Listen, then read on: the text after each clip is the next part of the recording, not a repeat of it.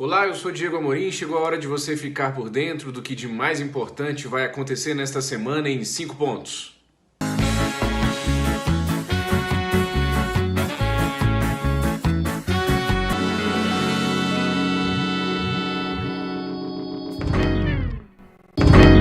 Ontem, domingo, ainda ministro das Relações Exteriores, Ernesto Araújo, foi ao Twitter insinuar que a senadora Cátia Abreu, do PP de Tocantins, faria parte de um suposto lobby chinês para derrubá-lo do cargo.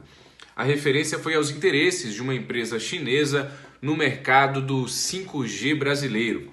Cátia preside atualmente a Comissão de Relações Exteriores do Senado. A senadora reagiu em nota, dizendo que Ernesto age de forma marginal. Vários senadores, incluindo o presidente do Senado, Rodrigo Pacheco, saíram em defesa de Cátia Abreu. Na semana passada, vale lembrar, Ernesto passou a ser ainda mais pressionado a deixar o Itamaraty do governo de Jair Bolsonaro. A avaliação é de que ele atrapalha as negociações do Brasil com outros países para a obtenção de mais insumos e vacinas contra a Covid neste momento ainda dramático da pandemia.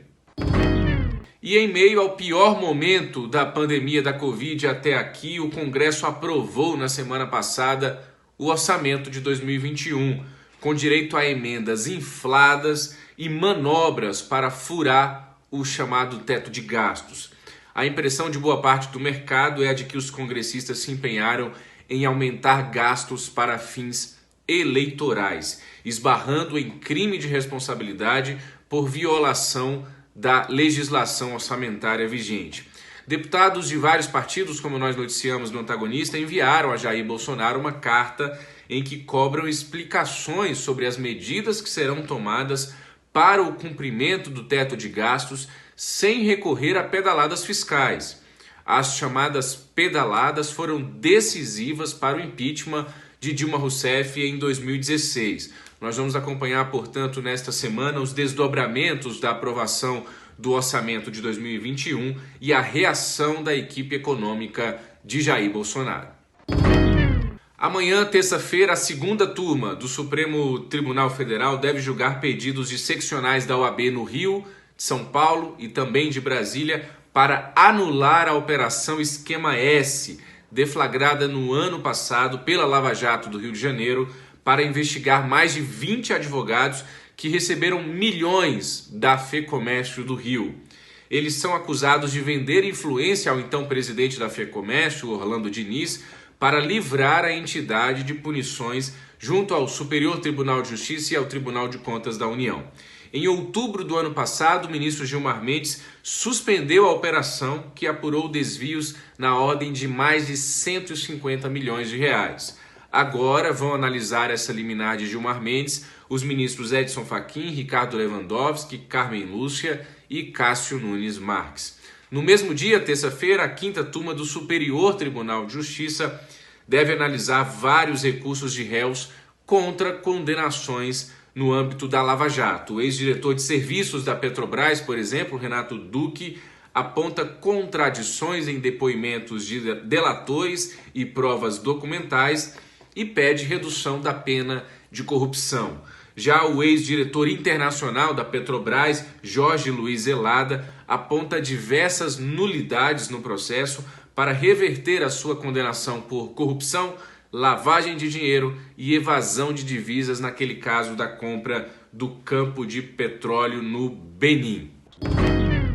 Termina nesta semana o prazo de funcionamento daquela comissão mista no Congresso Nacional para discutir uma proposta de reforma tributária conjunta entre Câmara e Senado Federal. O deputado Aguinaldo Ribeiro, do PP da Paraíba, ainda não apresentou o seu parecer até hoje. Na quinta-feira, véspera de feriado da Sexta-feira da Paixão, será o prazo final para Jair Bolsonaro sancionar a nova lei de licitações. Também na quinta-feira, André Brandão deixará a presidência do Banco do Brasil.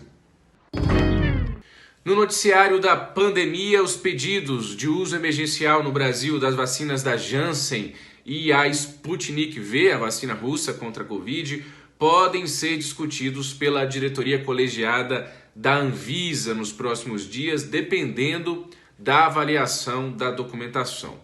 Com 1.656 mortes, o Brasil teve ontem o pior domingo desde o início da pandemia da Covid. Nesta segunda-feira será realizada a primeira reunião do Comitê Nacional criado na semana passada. 3 assuntos deverão estar na pauta: a participação de governadores e prefeitos neste comitê, a agilidade da vacinação e o aumento do valor que está sendo pago aí nessa nova rodada, começa a ser pago no início de abril, do auxílio emergencial chamado Corona Voucher. Jair Bolsonaro, ao lado de pastores como Silas Malafaia, que testou positivo para a Covid, tinham convocado para hoje um dia de jejum pelo Brasil. Bom dia, uma boa semana.